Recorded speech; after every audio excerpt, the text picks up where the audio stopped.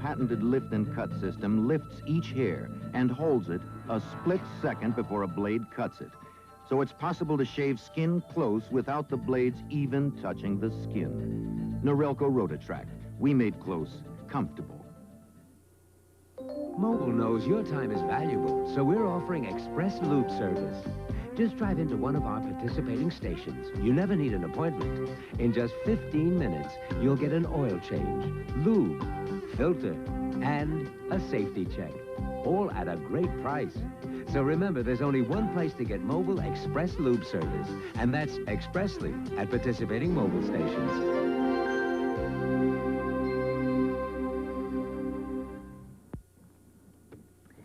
Game 1 on today's agenda in Omaha, the College World Series. Florida and Arizona State trying to keep their championship hopes alive. As we take a look at the score, the Sun Devils absolutely demolished Florida by the score of 10-1. Rusty Kilgo was a reliever during the season, and he wins his second straight College World Series. Arizona State, the top seed, but was beaten earlier by Wichita State, which is the team that they have to play now, the Shockers, who shocked them earlier, Chris. And then tonight, Miami takes on Stanford. It is our Game 2, the doubleheader. It's coming up live following Sports Center. Of course, Stanford, the defending College World Series champs.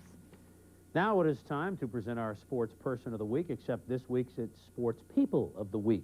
Although they accomplished the same thing. Steffi Graf and Mats Wilander both were champions of the French Open. Steffi defeating Natalie Zvereva in straight sets, a match that barely took over a half an hour. And so Steffi has won the Aussie and the French, halfway home to a Grand Slam, as has Mats Wilander, who defeated the home crowd and hometown favorite Henri Lecomte. He got 97% of his first serves in the match. Steffi Graf and Mats Wilander, our ESPN Sports Folks of the Week. Sports Person of the Week is brought to you by The Travelers, one of America's strongest and most experienced financial experts. Welcome to the new world, where all the rules have changed. A world of financial expertise to accumulate assets, finance mortgages. A world of insurance protection for lives, property, and businesses. A world of comprehensive, affordable health services. It's the world of the Travelers, one of America's strongest insurance, financial, and health service experts. The Travelers. You're better off under the umbrella. Fixing this water damage will cost $1,200. Could I have prevented it? You could with new improved Thompson's Water Seal. This water damage is going to run $750. What would have stopped it? New improved Thompson's Water Seal.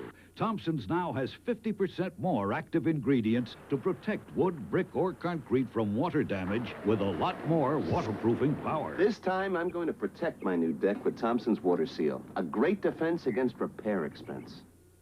No matter what anyone tells you, the Wall Street Journal cannot make you a success overnight.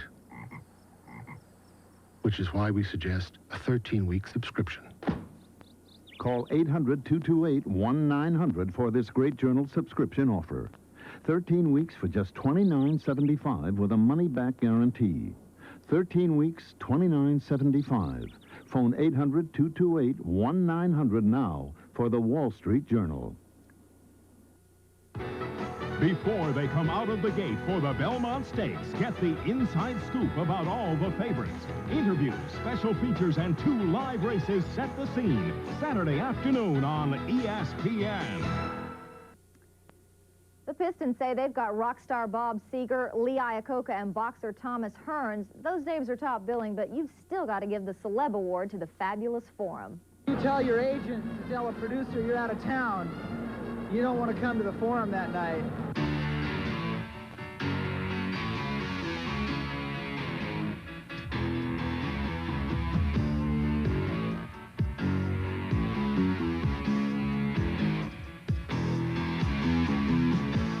I don't come to the game, I come to get work.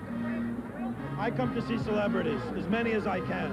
It's nothing like a Hollywood party. It's much more entertaining. I love that Diane Cannon hardly wears anything at the games. A little stuffy. A little gamey. It's great. What are you, kidding? It's the Forum. Everybody very happy, 'cause the sun is shining all the time. Looks like the perfect date. I love LA. And the entertainment business has taken this team to heart. They play the exciting kind of basketball that's show business. It's a flash kind of crowd here. The atmosphere of the Forum is the best atmosphere there is. It reminds me, I'm going to date myself, but the old Madison Square Garden. I love the sport, and I love to watch the greats do what they do. I love to watch, I mean, sometime watching these guys run this court, it's almost choreographed. It's so beautiful. We love it.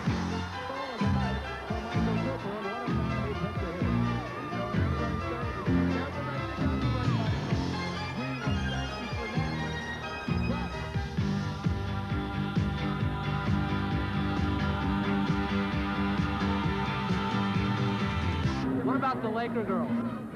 It's good. We were discussing the new math and its implications in society before the game, and discussion of Kafka, so it was interesting. And the Schopenhauer-Nietzsche, the comparison between Schopenhauer and Nietzsche. I thought they had some interesting things to say about that. They weren't sure who they played for, but they were sure that they were great competitors.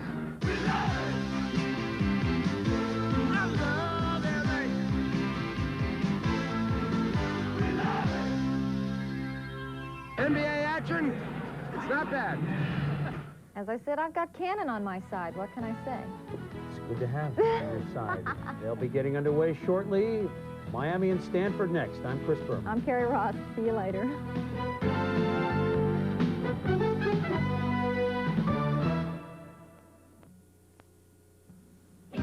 The Miami Hurricanes look to Mike Fiore to lead them in the College World Series. This is his third trip to Omaha, but he's not Superman. And when they're getting him out, the Hurricanes have to use other means to win, as they did yesterday against Fresno State in a 12-inning must-win game. The Hurricanes stayed alive in the World Series with the help of a clutch pitching effort by freshman Greg Knowles. The Miami Hurricanes know the pressure to win is still on, but after yesterday's win, they look ready to go. Stanford was looking good for a while last night against Cal State Fullerton, with Mike Messina going strong and Ed Sprague is playing his home run power. But Sprague's glove didn't have the same magic as his bat. The Cardinal third baseman made 3 errors in the 6th inning, opening the door for a 3-run game-winning rally by Cal State Fullerton. The Cardinal hitters couldn't do much but wave at Mark Beck's pitches the rest of the way, sending Mark Marquis's defending champions into an elimination game with Miami tonight.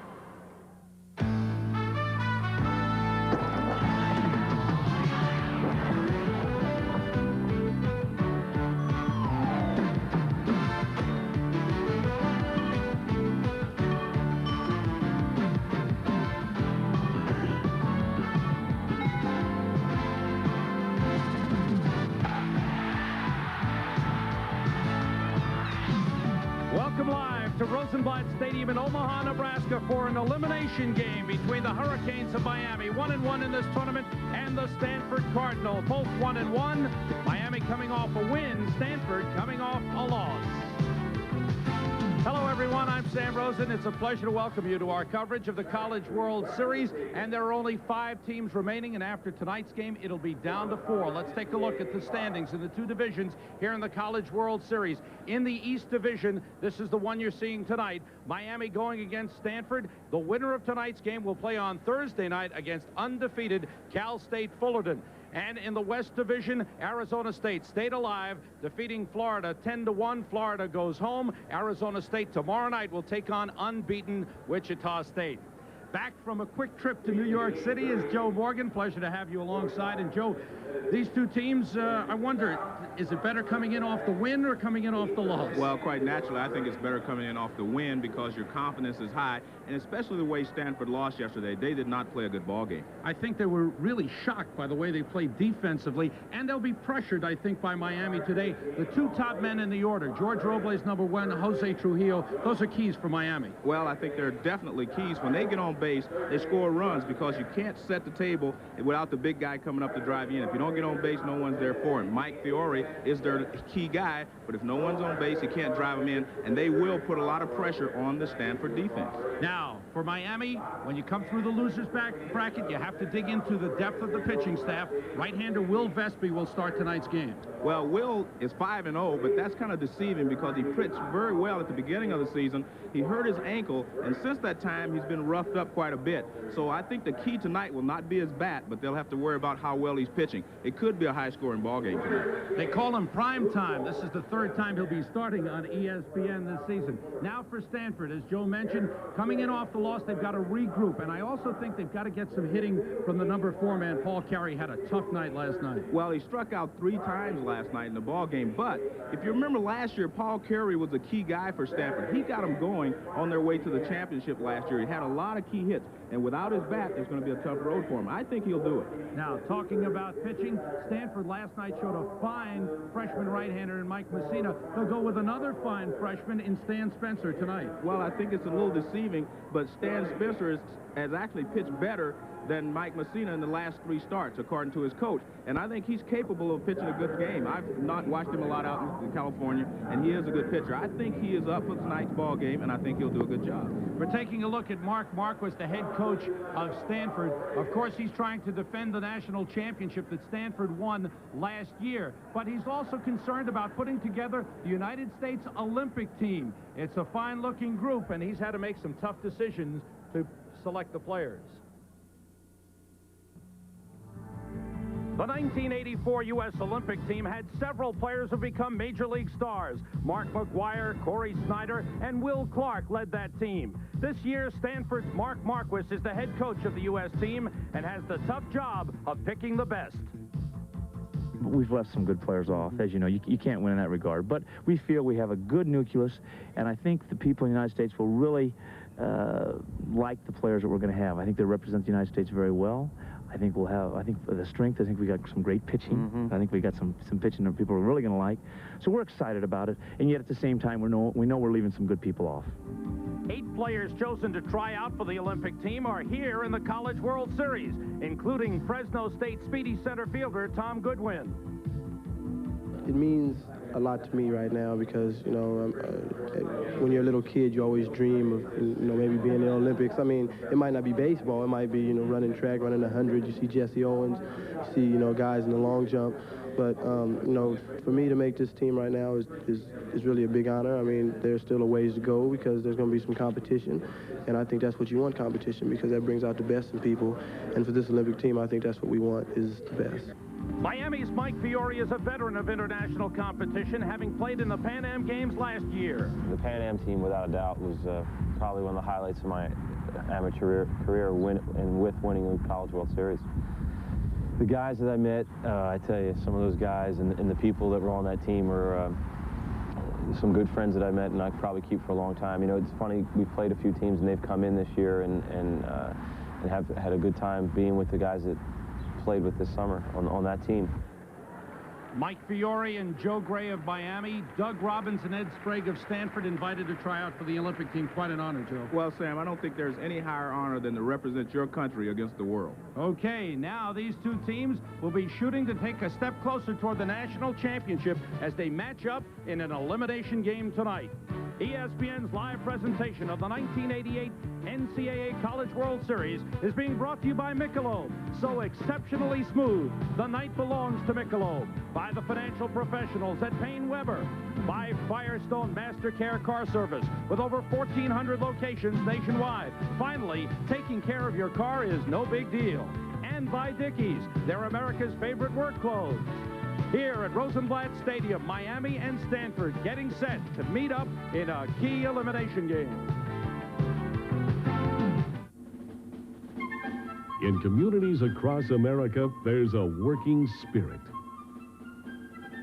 People working together with a feeling of pride.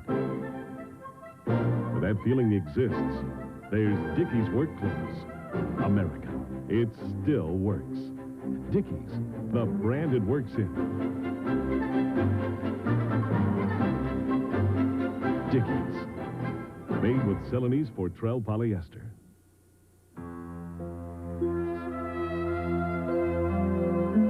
Before introducing Kodak's new easy-to-use 35mm cameras, we asked people around the country to try them out. And when they did, something remarkable happened. With Kodak's new Auto 35 cameras, they took the best pictures of their lives. Nature can be devastating. The wood on your home needs protection. A water sealer waterproofs. Olympic Clear Wood Preservative does too. And Olympic gives you linseed oil that strengthens wood fibers. And additives to resist mildew. And preservatives to resist rot. Because wood needs a lot more than just waterproofing. Water sealers fade by comparison. Olympic, protecting wood for over half a century.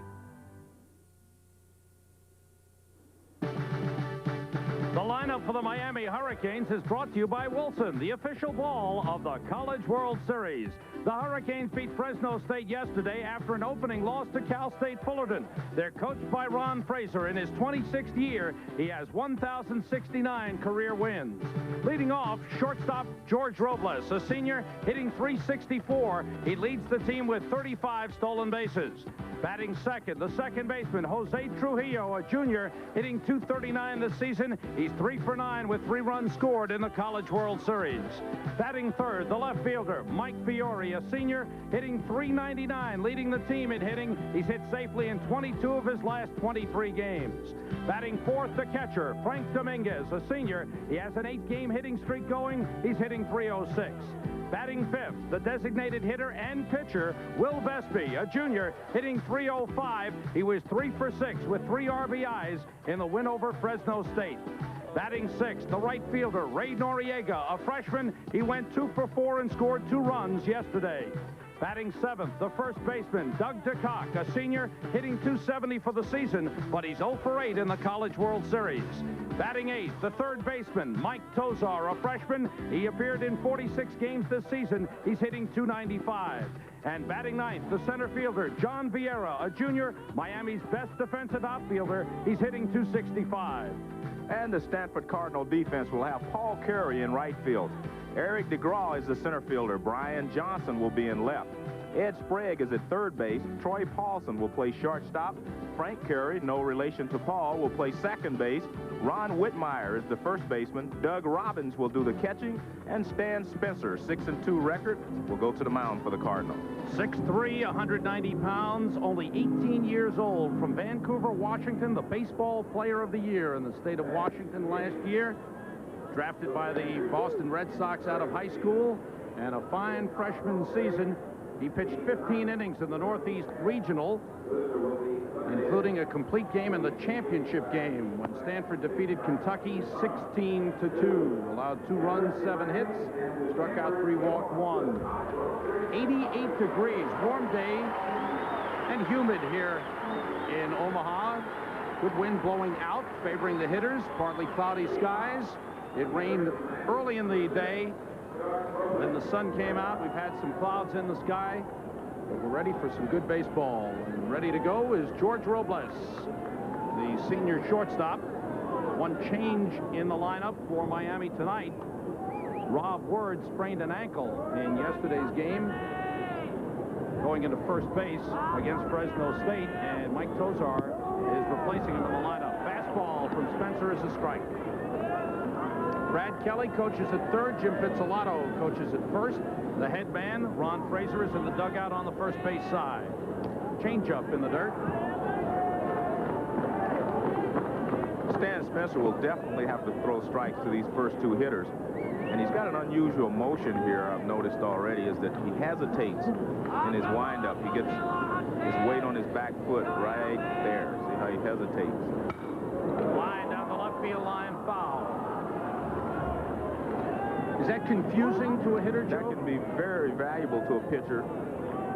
Look at the big ballpark, 343 down the lines, 370 in the alleys, and 420 to straightaway center field. It can be very deceiving to a hitter because all of a sudden he jumps at you, and any off-speed pitch or breaking ball will fool you as that one did. George Robles goes down looking. 1 man out on the breaking pitch. Well, Stan Spencer was ahead in the count. He throws a breaking ball here, a curveball, and it's on the inside corner. was strike 3. We'll get another look at it. See how he hesitates there, and then all of a sudden he kind of jumps at you. And here is Jose Trujillo. Robles, only the 18th time he struck out this season. Spencer with a slow windup. Fastball hit hard, deep left field. Back goes Johnson. It's over his head and off the fence. Trujillo on his way to second goes in with a double. First of all, they're playing him awfully shallow. 22nd double of the season for Trujillo. He's only hitting .239, but he's hit some balls very, very hard in this series. Well, we'll get another look at it here. It's a high fastball, about belt high.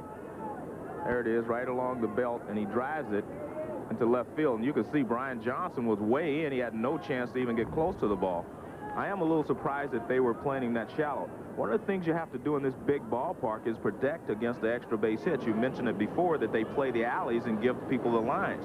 So you have to play accordingly to this ballpark, and you have to play a little differently and deeper.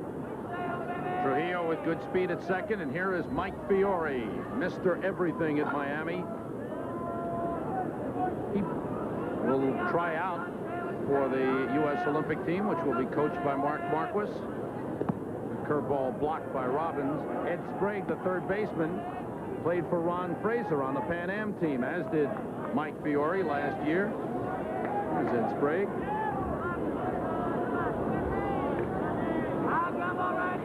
Fiore, going 1 for 6 against Fresno State yesterday, has dropped under the 400 mark. He's hitting .399. Changeup. Good changeup. That's why I say his motion helps him with the off-speed pitches, because he jumps at you, and you'll see Mike is out in front of this pitch, completely fooled. But I think that's because his motion helps him with the off-speed pitches. Pat Rat? No, not Mike Fiore.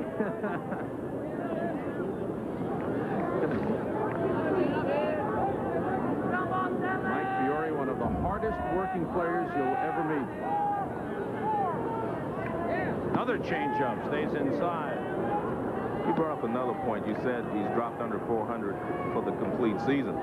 But I think you should separate things. The season should count by itself, the games they play before the regionals stand on their own, and then the College World Series on their own, because some players do not get to go to the regionals, and you have to face better pitching in the regionals and in the College World Series, so your average may be a little deceiving as compared to other players.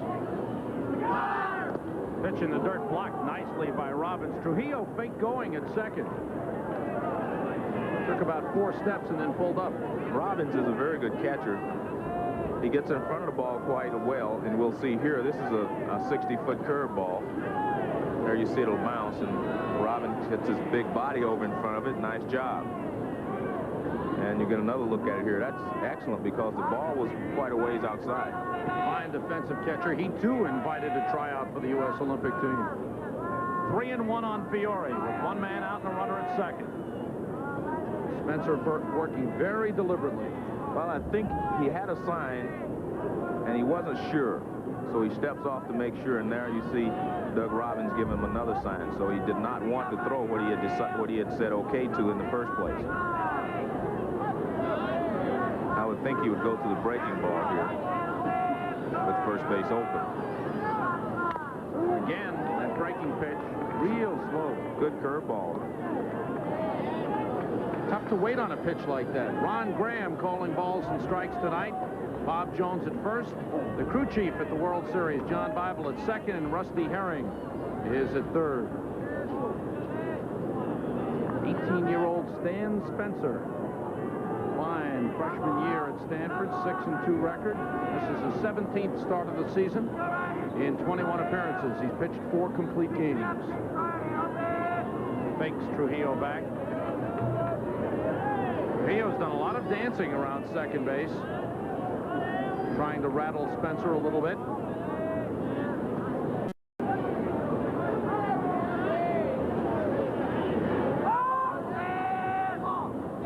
And he steps off as Frank Gehry came in. Well, wisely, the smart second baseman told him to step off because he was out of position. You can't throw a pitch, especially to a hitter like Mike Fiore, with your defense not set. Ron Fraser bringing his team to the College World Series. 10th appearance for Miami. Runner goes. Slow curve taken for ball 4, and he's in there. Trujillo steals third. How about that? And again on the slow breaking pitch. Smart base running by Trujillo. Very smart base running, but Stan Spencer is going to have trouble holding these guys on all night because he does have that hesitation in his motion, and he has a big leg kick. You get a look at it here. Robbins has no chance to throw Trujillo out. As you can see, he's safe by a mile. 34 stolen bases for Trujillo. There you see he's in easily. And it was a good play by the catcher, Doug Robbins. He did all he could do. But like I say, he will have trouble holding these good base stealers on because he does have a deliberate motion to the plate, very slow. And Trujillo, one of those men who makes things happen at the top of the order for Miami. Now on third with good speed. And we'll watch to see if he tries to distract Spencer with first and third. Fiore's a threat to run at first. He has 30 stolen bases. There's that fake third to first pickoff move. The batter is Frank Dominguez, riding an 8-game hitting streak. 2 for 8 in the World Series. Fiore's back.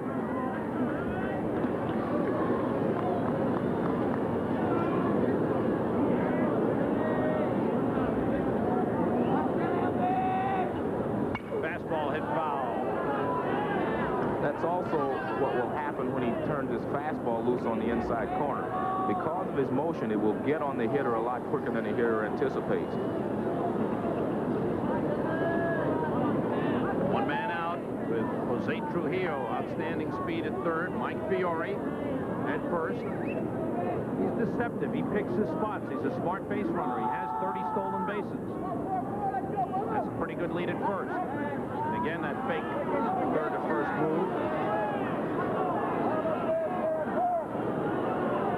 The only time you'll get a guy like that is if he is trying to steal second base from first base. Fiore gets back. Very rarely will you just pick a guy off because he's deceived by you faking to third. He'll have to be breaking towards second before you can pick him off. And again, Spencer tries that move. I think most of it is due to Trujillo. I think he really distracts the pitcher, Joe, with all the movement down at third base. So sometimes that works against him as well because sometimes he distracts the hitter. Also, when you're standing in the batter's box and you see a lot of movement, it can be distracting. Runner goes. Robbins throws through. Fiore is out. Good tag by Frank Carey. And a very smart play by the Stanford Cardinals to throw through. A lot of teams in this situation will not throw the ball to second base, but they're not going to double steal with one out normally. So I would say you come up throwing and you see Doug Robbins comes up, makes an excellent throw right there on the bag. Nice tag by Frank Carey. And you see he's also looking over to Trujillo at third. He wasn't going to let him steal home. So it was only a straight steal for Fiore, not a double steal because Trujillo holding all the way. Now 2 men out and the runner at third. Fastball misses. 2-1 on Frank Dominguez. As I've said on several occasions, sometimes stealing bases can take your team out of an inning. It can hurt you. Stealing bases doesn't always work to your advantage. First of all, you have to steal 75 to 80% of your attempts before you're a successful base runner, in my opinion. And if you get caught a lot of times, you're going to take your team out of an inning. Dominguez held off the breaking pitch. But, Joe, if you're a running team and you'd like to apply pressure, don't you stay with that game? Well, I would say in this particular situation, no, because you have your fourth place hitter up with runners at first and third in the first inning of a ball game. You're already going to distract the pitcher. You've already proven that. He's throwing the ball to first base a lot. Fastball hit hard, deep right center field. Back goes DeGraw, and he makes a beautiful catch. Eric DeGraw robbing Frank Dominguez of an extra base hit and stopping Miami from scoring with a brilliant defensive play. This is what I was talking about. If he stays at first base, they have a run now. With your fourth-place hitter up, you want to give him a chance. But you see a great play here by Eric DeGraw, because when the ball was first hit, I thought he had no chance to be able to make the catch. And there you see Trujillo upset. Trujillo was waving the ball deeper, but DeGraw got there to make the catch. Miami does not score. Stanford comes to bat bottom of the first. Let's take a look at the Stanford lineup. The lineup for the Stanford Cardinal is brought to you by Wilson, the official ball of the College World Series. Stanford beat Fresno State 10-3, then lost to Cal State Fullerton 5-3. They're coached by Mark Marquis in his 12th season at Stanford. Leading off is the second baseman, Frank Carey, a junior. He had his 14-game hitting streak broken last night, but he's still hitting .462 in postseason play. Batting second, the shortstop, Troy Paulson, a sophomore. He leads the team with 100 hits and 22 doubles. Batting third, the third baseman, Ed Sprague, a junior. He hit his 21st home run of the season last night and has 79 RBIs. Batting fourth, the right fielder, Paul Carey, a sophomore, hitting .330 this season, .405 in his last 31 games. Batting fifth, the catcher, Doug Robbins, a senior. He's hitting .316 with 10 home runs. Batting sixth, the first baseman, Ron Whitmire, a junior. He has 2 home runs and 11 RBIs in 7 postseason games.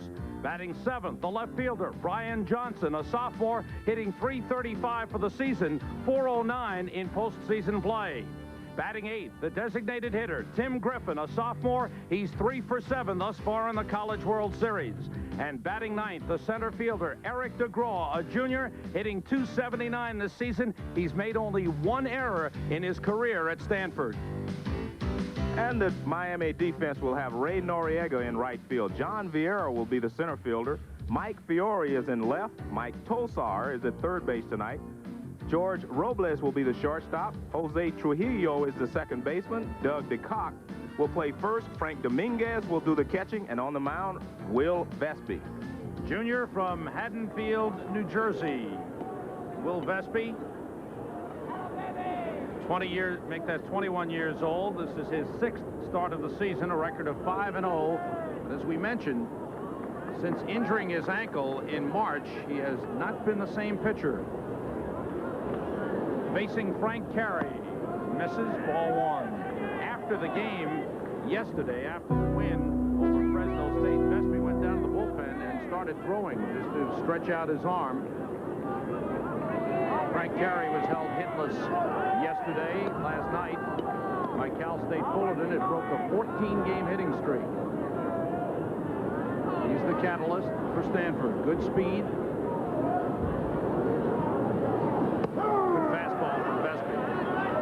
Vespi's best outing of the year was on ESPN in the game at Miami when he beat Texas 3-2. He struck out 10 and hit a home run in that game. I think he's going to have to establish his fastball first and then go to the breaking ball.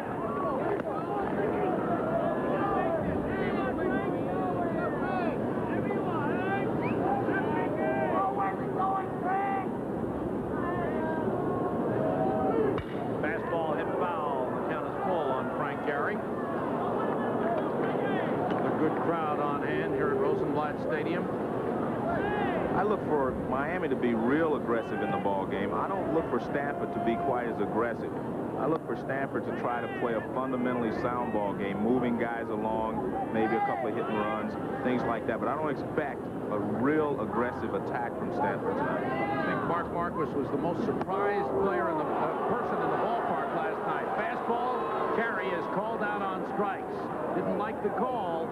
And he, like George Robles, to start off the game for Miami, both are called out on a pitch that umpire says is on the inside corner. We'll take a look at it. We can't really tell from that angle, but Ron Graham says it's on the inside corner, and that's all that matters.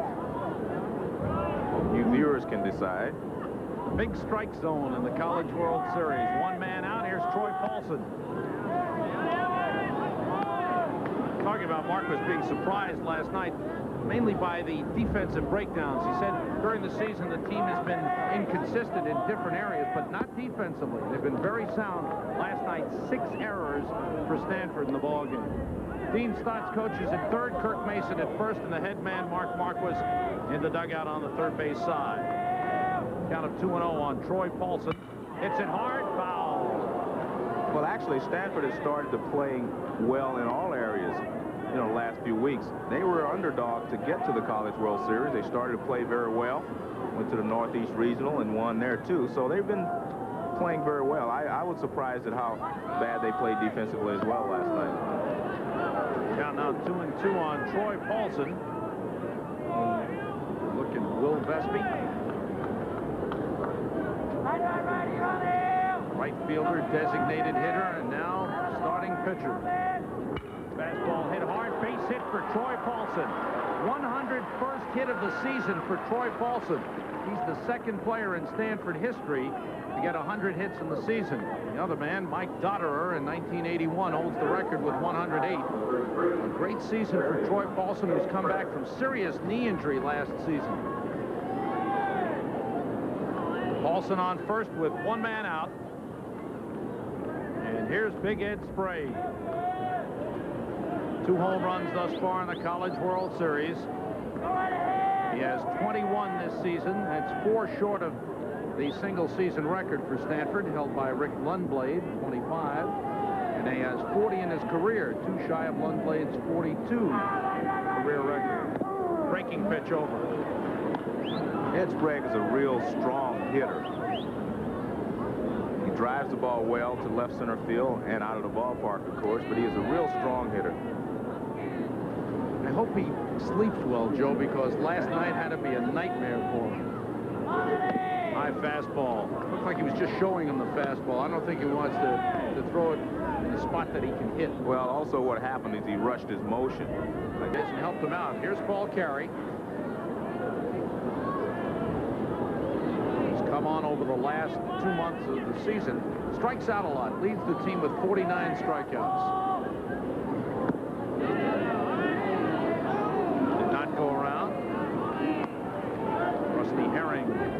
Umpire at third.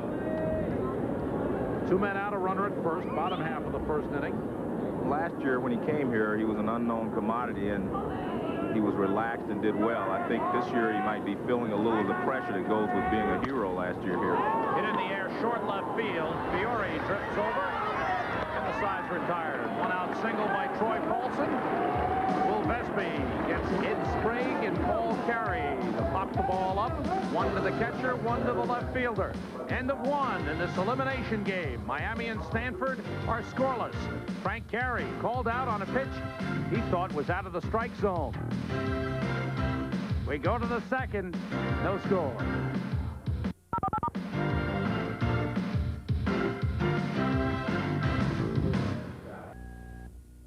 I'm Norman Frady.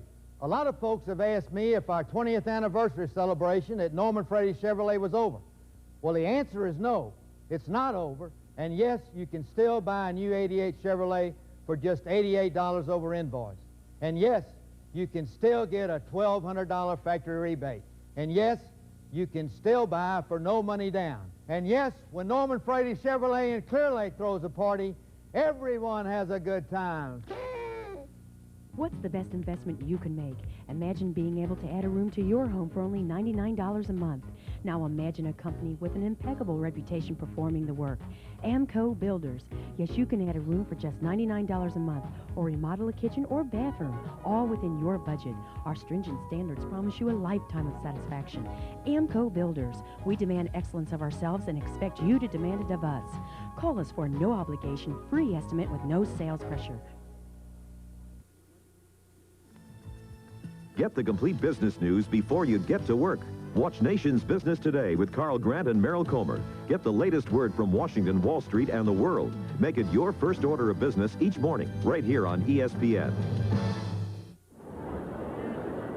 Don't throw Mama from Miami's train. She's a Miami Hurricane fan. Mama says throw Stanford from the train. Will Vespi, designated hitter as well as starting pitcher tonight, facing Stan Spencer, takes a fastball for a strike. Well, Vespi has not hit all that well when he pitches. 225 batting average in the games in which he's pitched. 9 hits for 40 at-bats. Lays a bunt down. Tough play for Spencer. Throws it in the dirt. What a pick by Whitmire. Ron Whitmire, an outstanding defensive first baseman, saved Stan Spencer on that throw. Mark Marquis has said to me on several occasions that Ron Whitmire is the best defensive first baseman in the college baseball. He said that to me a couple of times, and I believe him because every time I've seen Whitmire play, he's made some outstanding plays at first base. Actually, it was a good bunt, except it's too much back to the pitcher. If it's down the third baseline a little more, Vespi would have had a base hit. Here's Ray Noriega, moved up to the number 6 spot in the order. Freshman right fielder, a couple of base hits in the series, including a triple.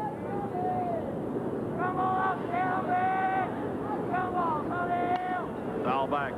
These two teams met in the regular season twice at Miami, and Miami won both games. And Stan Spencer pitched in one of those games, and Miami knocked him out in the 3rd inning. That was at Stanford. I mean, that was at Miami, though. This is a neutral field. I don't think Stanford feels that has any bearing on tonight's ball game. The Jug Super Gun is working on Stan Spencer. Changeup on the ground, wide of first. Whitmire leads Spencer just in time. However, that can work two ways. It gave Spencer a chance to know the Miami hitters, but it also gave the Miami hitters a chance to see Spencer. And obviously they were more successful than he was last time. 2 men out. First baseman Doug DeCock. He's been struggling in the World Series without a hit, and he tries fastball on the ground slowly to second. Carey waits. 1-2-3 inning. And a good one for Stan Spencer. Gets him to put the ball on the ground. Good pick by Whitmire at first base. Helped him out on the leadoff bunt. Go to the bottom of the 2nd.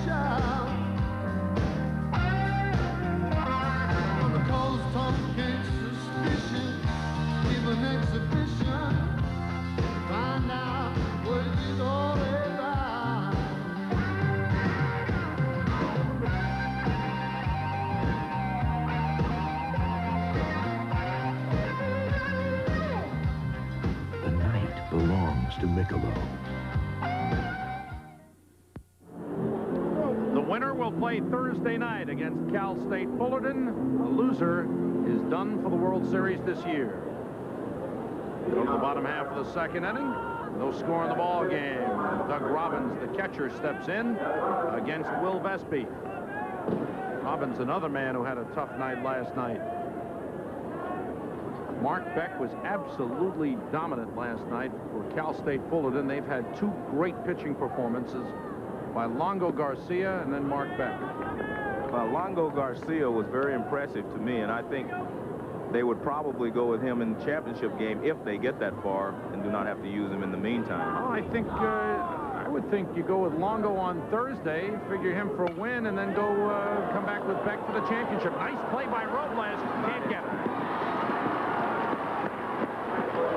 Tough chance. Robles had to go a long way behind second base against Doug Robbins. One of the things you look for in a shortstop is range.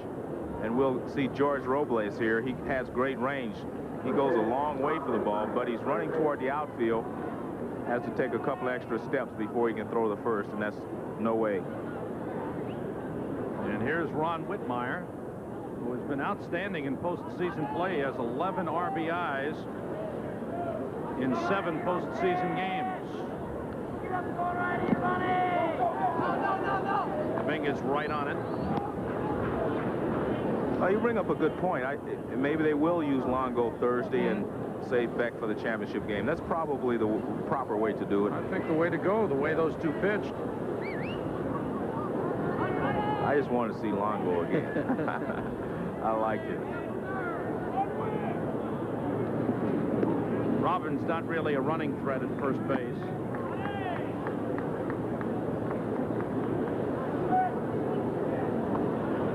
Tosar is back at third. They're not looking for Whitmire to bunt.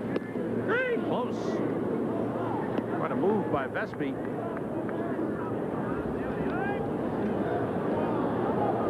Watch his feet here. That's quick feet. That's why he's able to get rid of the ball so quickly towards first base. We've gone over 3 times against Robbins.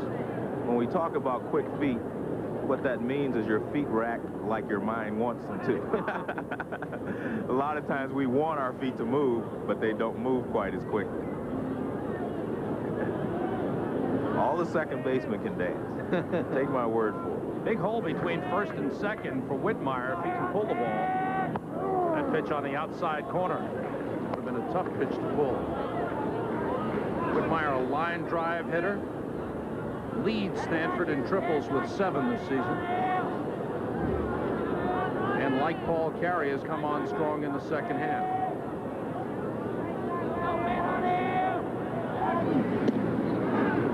Close again.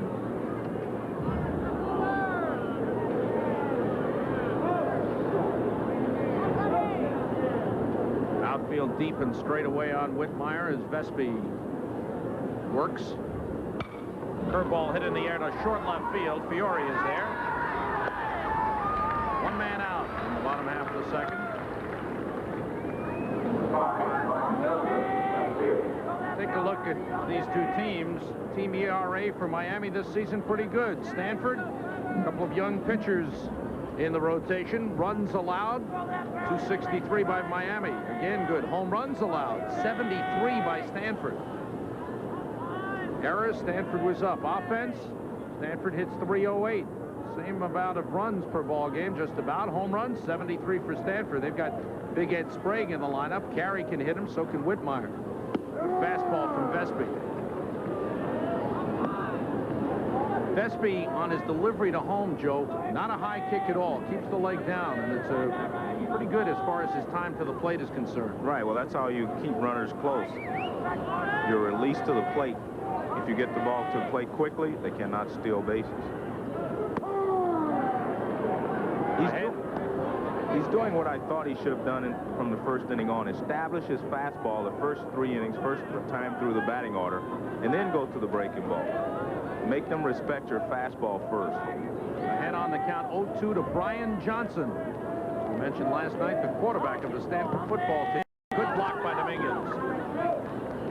Both catchers have done a good job.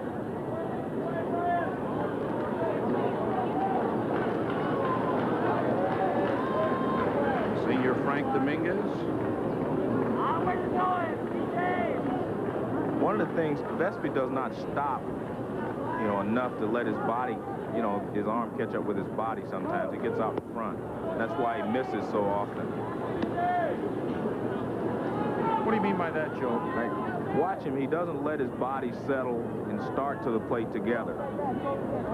What he does is he'll start his body before his arm sometimes. He doesn't do it each pitch, but every once in a while when he misses the plate by a foot, that's what he does.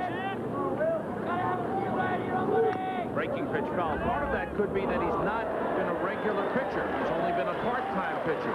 Right. Well, that's probably true. Pitching is rhythm. Watch, he gets good rhythm here. Watch. See how everything seems to work together right there. And he throws a strike. But when he misses by a big margin, it's because he does not wait for his arm. 2-2 on Brian Johnson. 1 man out and a runner at first. No score in the game. We're in the bottom half of the second inning. Stanford and Miami. As we've said before, pitching is rhythm. So a pitcher gets his rhythm, he's able to throw the ball inside, outside, because he releases the ball about the same spot. He gets his body in the same position almost each time. And repetition makes you a good pitcher. Same thing as a hitter. If you can get yourself in proper hitting position after the stride each time, you're going to do pretty well. Count of 2-2 on Brian Johnson, the man at the plate. Johnson, quarterback on the football team. What a tough spring it's been. He'd go to baseball practice for an hour and a half, then go to spring football practice for 2 hours. Well, baseball is probably the simplest of the two. You don't get beat around. Just get some swings and take a couple of fly balls and go on to football. But as a quarterback, you know, he'll wear the red T-shirt and they won't be allowed to hit him in the spring practice. Oh, okay. Well, in baseball, he gets to do the hitting anyway. Outstanding athlete, Brian Johnson. I saw Rodney Pete at USC this year when we did a game. Both of them, you know, you think of a quarterback, at least I do. When I see a guy that's the leader of the team, the quarterback, I think, you know, of a little larger guy with, I guess, a little tougher look about him. These guys look like little kids.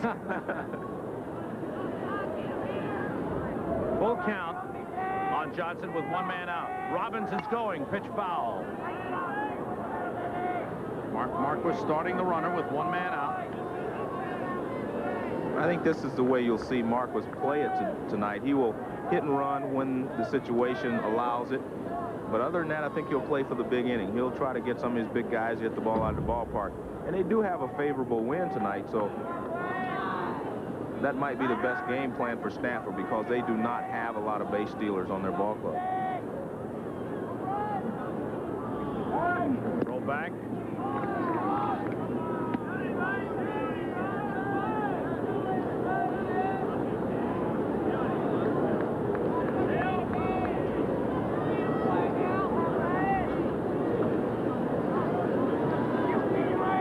Ready to go.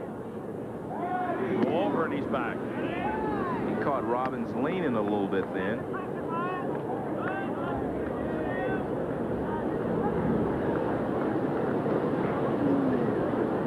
Miami infield in double play depth. Runner goes, pitch foul back again. Quick delivery to the plate that time by Vespi. Very quick. Did he stop? Too quick if you're in the American League. Barely stopped. But as Jim Cott mentioned in the first game, in college baseball, they don't call the balk too often. Unless it's just totally blatant. Well, that was close. 3-2 on Johnson. He's fouled off a couple. Runner goes, hit in the air to center field. Vieira goes back, makes the catch. 2 men down. 2 outstanding defensive center fielders, both left-handers in this ball game. Eric DeGraw for Stanford and John Vieira for Miami. Doug Robbins, the runner at first. There's Vieira.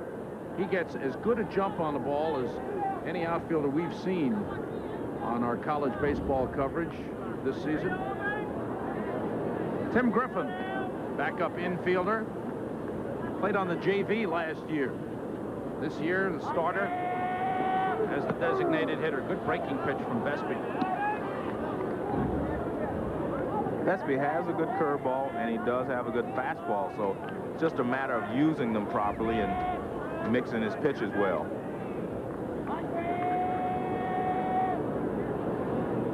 Good fastball. Brad Kelly, the pitching coach, says if Vespi gets in trouble, it's when he throws the split too many times. Here's a high fastball, and he just throws it right by Tim Griffin. Says sometimes Vespi will fall in love with the split finger. People that throw the split finger have a tendency to do that. Even in the major leagues, I see a lot of guys who have a good split finger, but they sort of fall in love with it and want to throw it every pitch. They think it's unhittable, and every once in a while it is when it's down, but if you hang it, it becomes a mediocre fastball. 1-2 in the dirt. Dominguez with another good block.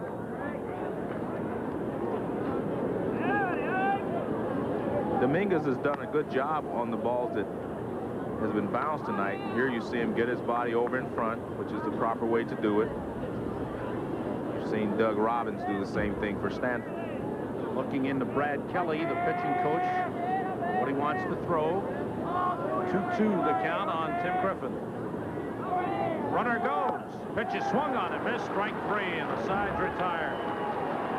Second strikeout for Will Vespi. Gave up a leadoff single to Doug Robbins and then retired the next 3 hitters. End of 2, no score. Feeling always was that if I played sports in college, I should do it just for the love of the game. I was a split end in football and pole vaulter and track. Even with playing 2 sports throughout the year, I still found that there was not a great deal of pressure on me, primarily because Dartmouth and the Ivy League in general places such a high priority on academics. And during the season, if you've got a conflict between practice and a class, and you can't rearrange the class, you miss the practice. And the coaches understood this. I don't think this was bad. I think it helped us to keep our priorities in order. Athletic competition, I think, teaches you not so much to never lose, but rather to never quit when you are losing. Keep working hard, giving it your best shot, and eventually you will succeed no matter what the endeavor. This message furnished by the NCAA. Come on, everybody, Bud Light's got a brand new dance. Bud McKenzie's gonna do it. There's nothing to it to the Bud Light slide. We'll tell them dance right when the music's hot. Have a cold Bud Light to the Bud Light slide. Bud McKenzie parties with only Bud Light. He knows everything else is just a light. Go, Bud, go. Have a cold Bud Light to the Bud Light slide. Go to the top half of the 3rd inning. Miami and Stanford scoreless, as both Stan Spencer and Will Vespi have done a good job. Wind has picked up a little bit, Joe, blowing out. Could be a factor. Well, I think it could be for Stanford because they have a lot of strong right-handed hitters. Top half of the 3rd inning, and we'll see Mike Tosar, who's playing 3rd base tonight, replacing the injured Rob Word. Word sprained his ankle in the game against Fresno State yesterday. Tosar, a left-handed batter, a freshman. He came in at 135 pounds. I'm told he's beefed himself up to about 145 this year. Tosar had a stretch when Vespi was out. He was the designated hitter. Vespi was out for about a month, and he hit well over 300 during that period of time. Tosar, second baseman and 3rd baseman. Originally, they thought about playing him at second, moving Trujillo to 3rd, and then went back and said, let's not change 2 positions. So Tosar's in at 3rd base tonight. Well, I think that's smart. When you start moving guys around to different positions, you can mess up a lot of positions. Whereas if you put Tosar in there, you're only missing 1 player, Rob Word. See that 6 pitches in the 2nd inning? That's a dream inning for a pitcher. Get out of there in a hurry. Ahead on the count, 1-2. Tosar has had only 1 at-bat in postseason play. In the Atlantic Regional, he drew a walk and scored a run. Good fastball on the ground to Frank Carey at second. Bobbles it. Has time to throw him out. That's the first time I've seen a second baseman actually wait on the ball here, and that's why he got in trouble a little bit. Watch, you see him wait on the ball. See, he doesn't charge the ball. Right there, he waits for it. And he doesn't reach out for it. Ball hit towards you, you have to start for the ball. Charge the ball at all times on the infield. First game today, Tommy Edwards played a tremendous second base for Florida. Made some outstanding plays. Here's John Vieira. Hits it over the head of the pitcher. Tough chance for Paulson. He gets there, but drops the ball. I don't think he was going to be able to throw Frank Carey up. I don't think he was going to be able to throw Vieira out, but what happens is he gets to the ball right there. He catches it. Now he loses it when he's trying to bring it out of his glove. Infield single for John Vieira, who's got good speed. And back to the top of the order with a man who can handle the bat, George Robles. Robles had his Miami record on base streak stopped in the loss to Cal State Fullerton. Stopped at 66. Got it going again against Fresno State. So he's been on base in 67 of his last 68 games. Atta baby, Johnny. Robles was called out on strikes in the first inning.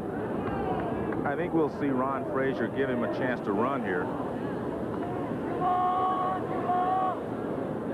has 16 stolen bases. That's a pretty good move there. A quick move to first base by Spencer. But he still has a slow delivery to the plate. Sprague is in on the grass at third, protecting against the bunting capabilities of Robles. Had a baby, Johnny.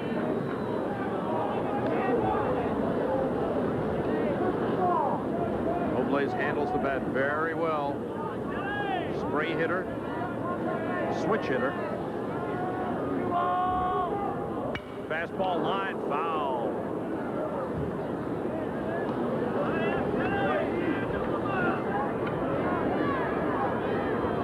Robles looking down. Brad Kelly, the third base coach.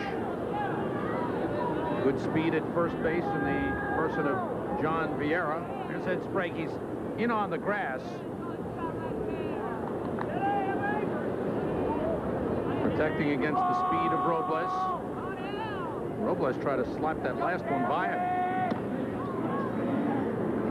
What you see here is Jose Trujillo is one of the few guys choking up on the bat.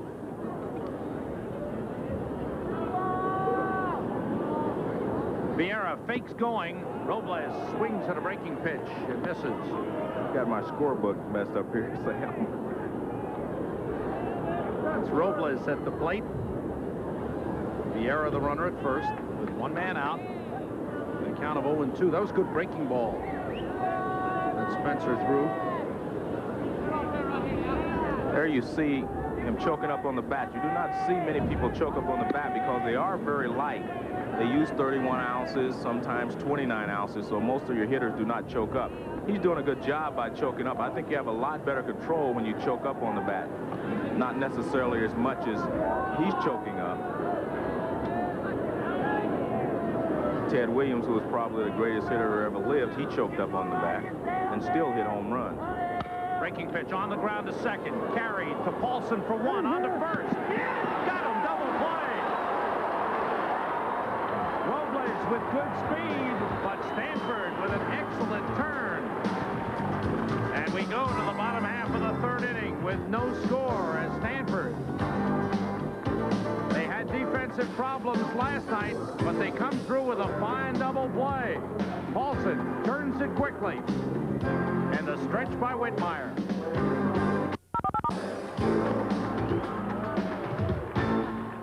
I had this book all messed up.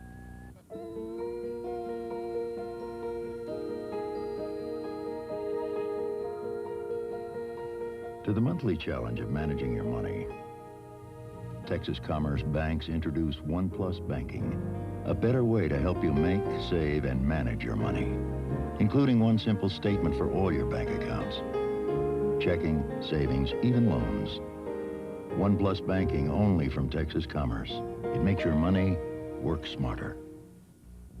Dan Pastorini for Gay Pontiac.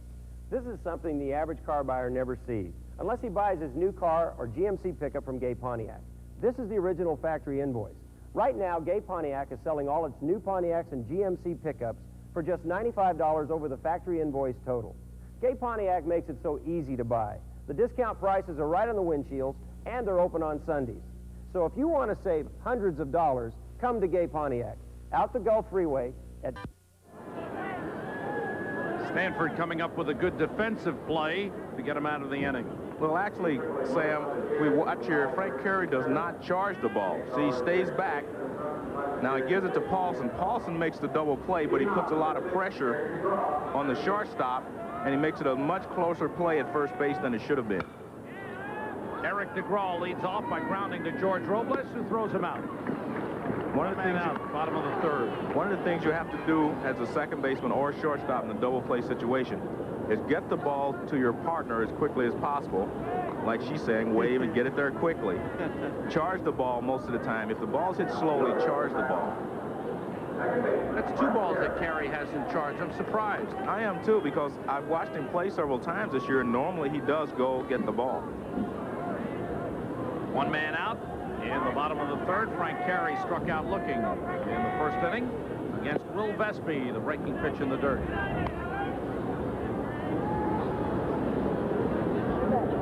Frank Carey has been outstanding in postseason play, swinging the bat very well, hitting .462 in 7 postseason games, 12 for 26. Good fastball from Vespi. He's used the high fastball better than he has any other pitch.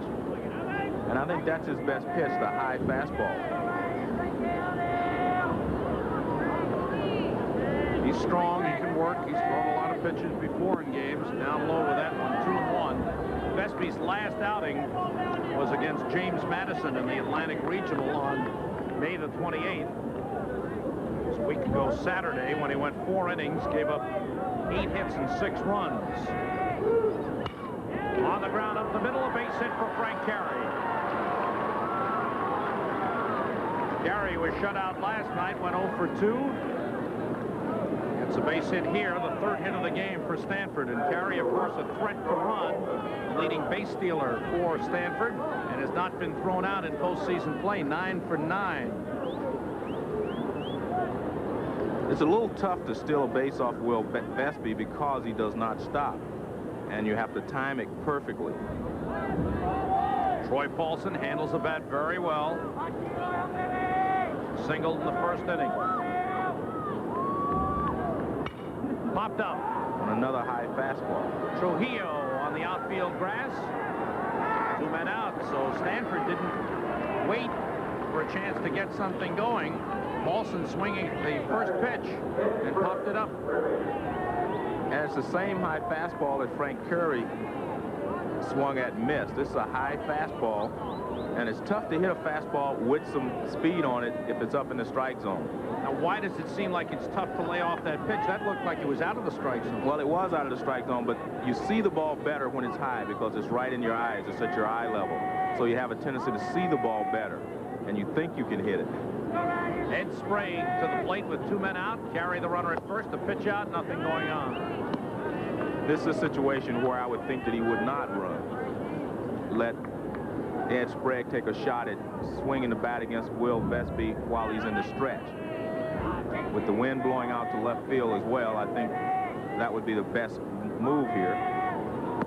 Fastball misses 2-0. What about Carey being a good base stealer?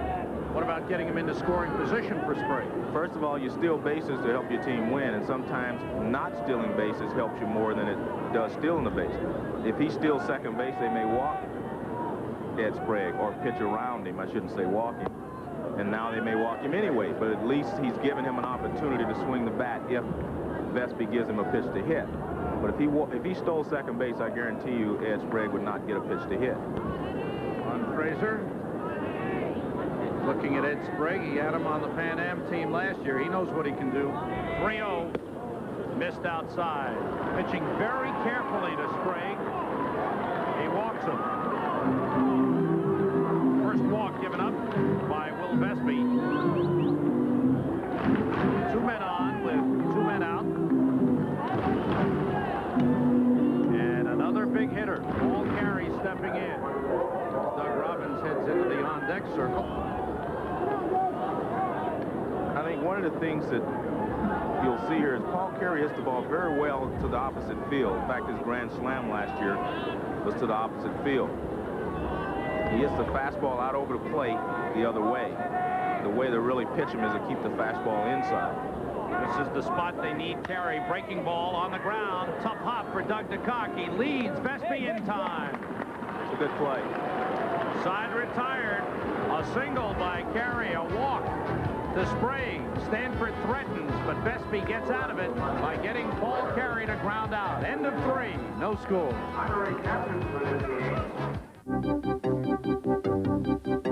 A special report from Payne Weber. If you've been shying away from investing lately, there's a good reason for you to start thinking about it. Your retirement, your future. Isn't that right, Jean? Absolutely. The facts show that you'll require anywhere from 75 to 80% of your pre-retirement income to retire comfortably. And Social Security benefits and pension benefits are only going to pay for about half of that. So you'll have to provide for the rest. Are you ever too young to think about a retirement fund? I don't believe so. I think you're never too young, and you're certainly never too old. At Payne Weber, we can help the 30-year-old with 30 years to retirement, or the 62-year-old who has just 1 month or 1 week to retirement. How do I get started? What we would do is offer you a free service, which is a comprehensive and personalized evaluation of your particular financial situation, where you are today, where you'd like to be in the future at retirement, and what steps you should take to get there. For Payne Weber's free retirement planning booklet, call Payne Weber at 800-950-5050. You know you can change the shape of your body and lose weight while doing so. Hi, I'm Corey Everson. And I'm Mark Finlay. For better health and fitness, watch Body Shaping. Every weekday on ESPN. These two teams playing for the right to meet Cal State Fullerton on Thursday night. Tomorrow night, Arizona State 2-1, staying alive with a big win over Florida.